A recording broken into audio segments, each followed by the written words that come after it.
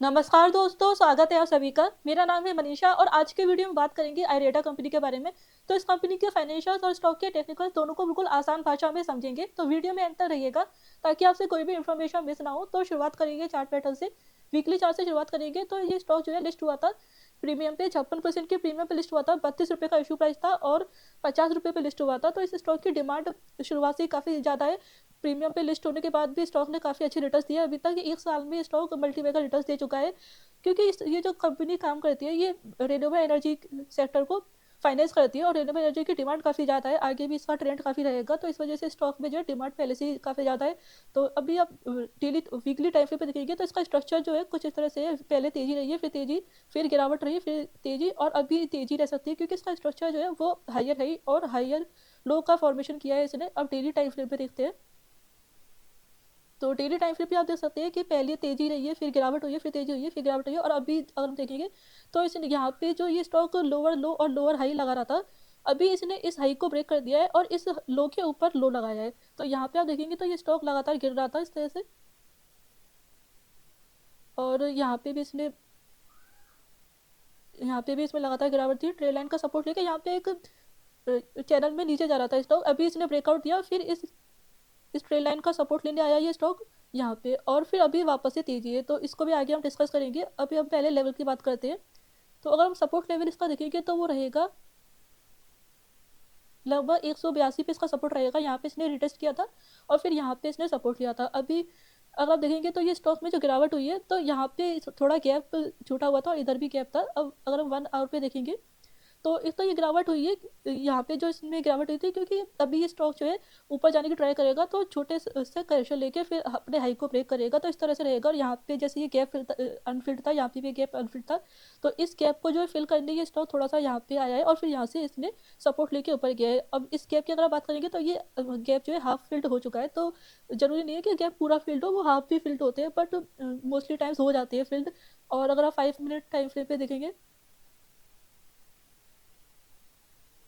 तो 5 minute time frame पे अगर देखेंगे तो 27 तारीख को ये स्टॉक एएसएम लिस्ट से बाहर आ गया था। तो अभी इस स्टॉक में बड़े प्लेयर्स की भी एंट्री है, तो ये रीज़न हो सकता है, पर थोड़ा फिशी है ये स्टॉक यहाँ पे, क्योंकि अगर इस रीज़न से स्टॉक ऊपर जाता तो और भी पीएसयू स्टॉक्स में 30 तारीख को रैली आई है। तो सिर्फ अकेला ये रीज़न नहीं है, ये जो रीज़न है कि बजट अभी आने वाला है एक महीने बाद, 1 फरवरी को, तो उसकी थोड़ी प्लानिंग हो रही है। और भी पीएसयू स्टॉक में जो है यहाँ पे एंड मूवमेंट पे बिल्कुल मार्केट क्लोज होने के टाइम पे काफ़ी ज़्यादा वॉल्यूम रही थी और तेज़ी आई थी। शुरू में ये स्टॉक में तेज़ी रही, फिर फ्लैट रहा। और तो अगर एएसएम की वजह से ये स्टॉक ऊपर गया होता तो शुरू में जो है स्टॉक क्लोज होने के ओपन होने के टाइम पर ही या तो गैप ओपन होता या फिर शुरू में तेज़ी रहती। तो फिर फ्लैट रहने के बाद में 2:30 बजे के आसपास इसमें काफ़ी ज़्यादा वॉल्यूम आई है और तेज़ी आई है। उसके बाद ये स्टॉक अभी अब लगातार हाई लगा रहा है और यहाँ पे भी इसमें वॉल्यूम आई है। तो 1 आवर पे अगर आप देखेंगे तो यहाँ पे जो इसका सपोर्ट है, अभी ये क्या स्टॉक क्या करेगा कि यहाँ पे थोड़ा सा टाइम पास करेगा और फिर यहाँ पे ब्रेकआउट देगा। तो यहाँ पे जैसे ब्रेकआउट देगा तो हमें कंफर्मेशन मिलेगा डेली टाइम फ्रेम पे। यहाँ पे हमें इसके ऊपर 228 के ऊपर क्लोजिंग मिल जाएगी, देन हम स्टॉक में बाय कर सकते हैं।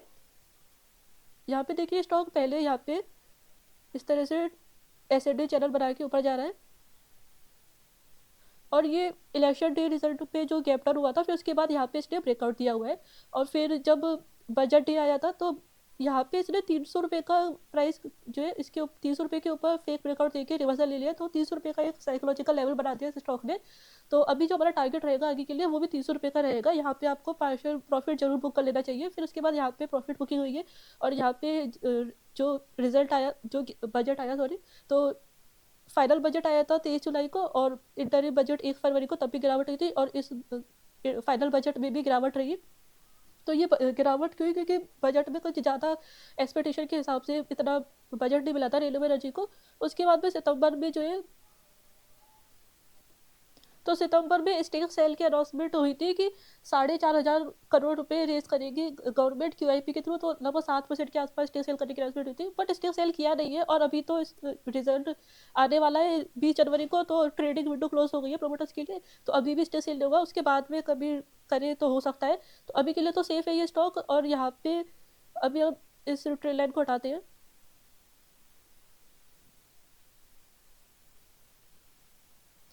तो यहाँ पे अभी ये स्टॉक क्या करेगा कि यहाँ पे जैसे पहले इसने एसएनडी चैनल बनाया था उसी तरह से बनाएगा।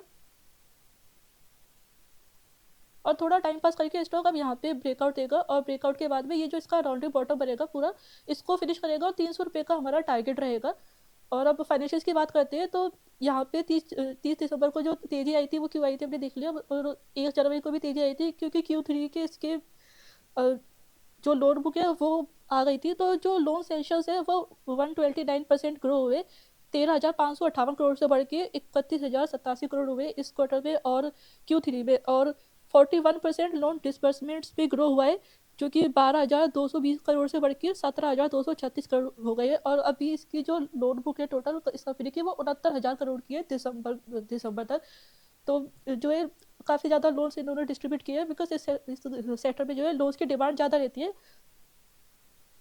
एंड लोन बुक इंक्रीज हुई है, डिसबर्समेंट एंड सेशंस ये भी इम्प्रूव हुए, तो हम मान के चल सकते हैं कि Q3 के नंबर्स भी अच्छे आएंगे, रेवेन्यू भी ग्रो होगा। बट लोन देना एक अलग चीज़ है, लोन की डिमांड तो हर बैंक के लिए रहती है, बट वो किस तरह से उस लोन्स को मैनेज कर रहे हैं वो काफ़ी ज़्यादा इंपॉर्टेंट है हमारे लिए। तो अगर आप इसके 2024 की रिपोर्ट को देखेंगे तो देखिए जो ग्रॉस NPA नेट NPA वो 2020 से काफ़ी ज़्यादा हद तक कम हो चुके हैं।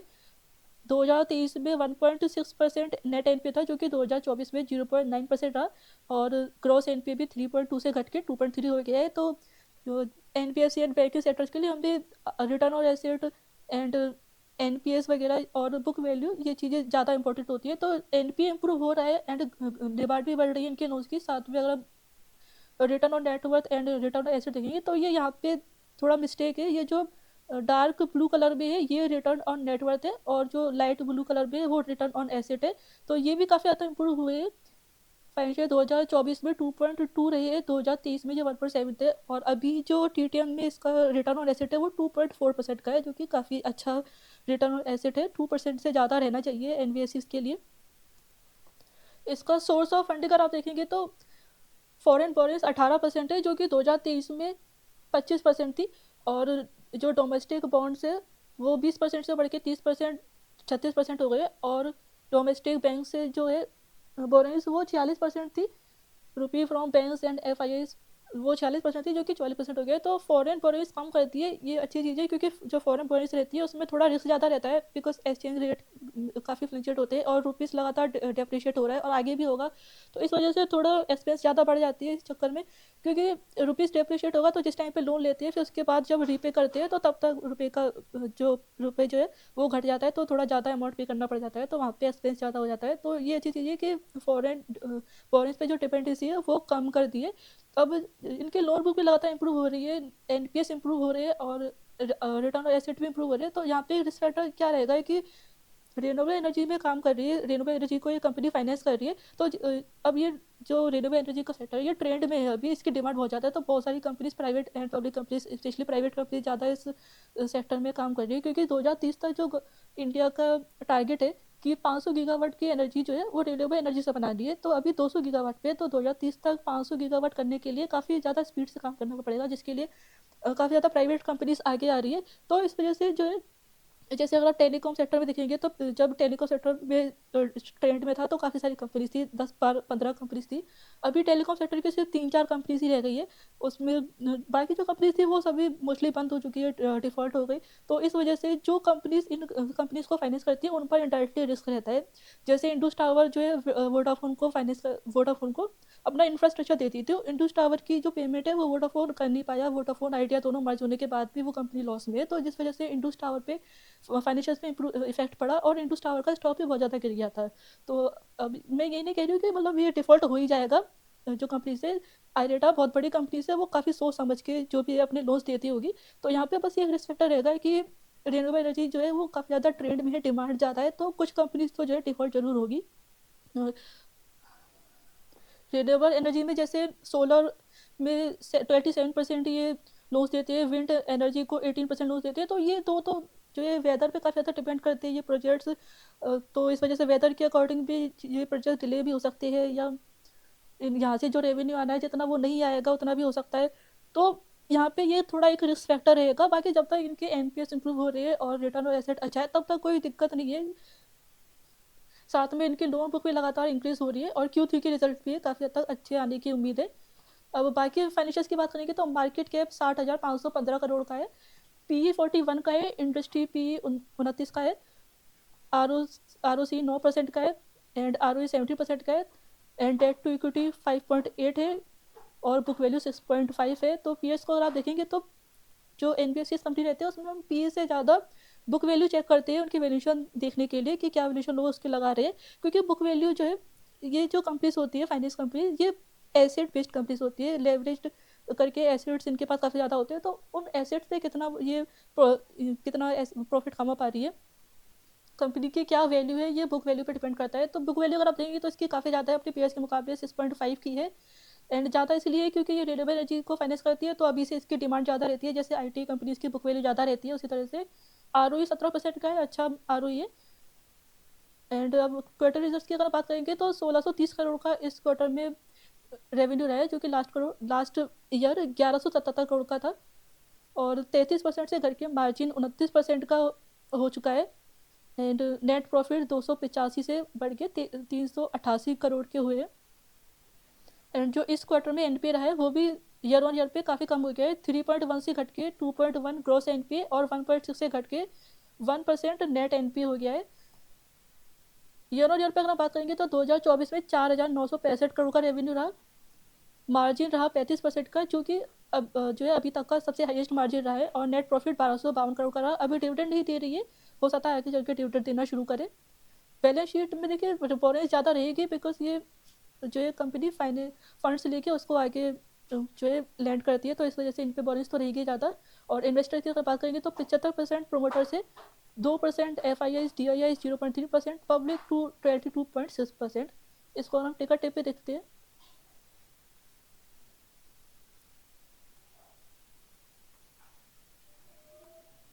तो देखिए FIIs अपनी होल्डिंग निकाल चुके हैं, 3.9 से घट के 2% हो चुकी है और DIIs की भी होल्डिंग काफ़ी ज़्यादा कम हो चुकी है, 4.5 टोटल थी जो कि अभी 0.1 रह गई है। म्यूचुअल फंड्स जो है 3.9 से घट के 0.1 हो चुके हैं और रिटेल होल्डिंग बढ़ चुकी है, 12% से बढ़ के 19% हो चुकी है। तो ये शेयर होल्डिंग पैटर्न इसका कुछ ठीक नहीं लग रहा है, मतलब इस स्टॉक में थोड़ा मैनिपुलेशन ज़्यादा हो सकता है, पब्लिक ज़्यादा है इस स्टॉक में।